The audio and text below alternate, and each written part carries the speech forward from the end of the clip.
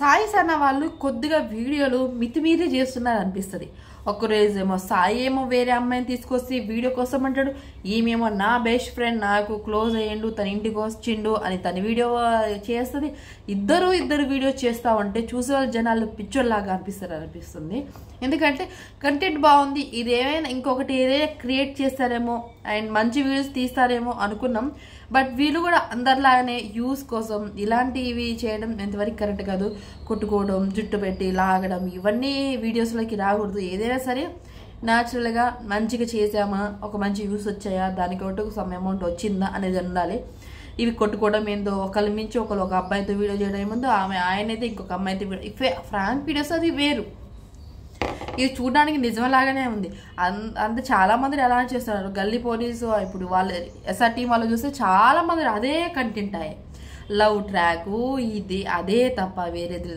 జున్ను సోంది సాగింది చాలా రోజులు. దాని తర్వాత లాస్ట్ ఎండింగ్కి రిషి గారు వచ్చి సో దాన్ని సాల్వ్ చేసిరు అనిపించింది. ఇప్పుడు వీళ్ళు స్టార్ట్ చేసిర్రు. బట్ వీళ్ళకి అలానే కాదు కానీ కొద్దిగా తగ్గించుకుంటే ఇలాంటి వీడియోస్ బాగుంటాయి. వేరే ట్రావెల్స్ కానీ ఇంకొక మంచి లాగ్స్ కానీ అవి చేసుకోవాలి. కానీ ఫ్రెండ్ కోసం, ఒక అమ్మాయి కోసం అది పరిచయమైంది, ఇది పరిచయమైంది, మంచిగా ఉన్న లైఫ్ని మళ్ళీ ఎందుకు ఇవన్నీ చేసుకోవడం. ఏదైనా సరే ఎంతవరకు ఉండాలి లిమిట్లో అంతే ఉండాలి, అంతకు మించి మనం వెళ్ళకూడదు కదా. సో మంచి వీడియో చేసుకుంటే చూడడానికి కూడా బాగుంటుంది. యూస్ కోసం ఇలాంటి వీడియోస్ చేయడం కూడా ఎంతవరకు కరెక్ట్ కాదు. అండ్ ఆయనలో ఎవరో ఆయన పేరు నాకు పెద్ద గుర్తులేదు, ఆయన మరి లాగడం ఇవన్నీ అంత మంచిగా అనిపించలేదు అనమాట. సో మంచి వీడియోస్ చేసుకొని ఉంటే మంచిగా ఆల్రెడీ మీకున్న నేమ్ని పోగొట్టుకోకుండా సో మంచి వీడియోస్ చేసుకోండి. వ్లాగ్స్, ట్రావెల్స్ చాలా ఉంటాయి వైజాగ్లో అండ్ బీచెస్ అవన్నీ చూసుకుంటే హాయిగా రీల్స్ అవి చేసుకోవచ్చు.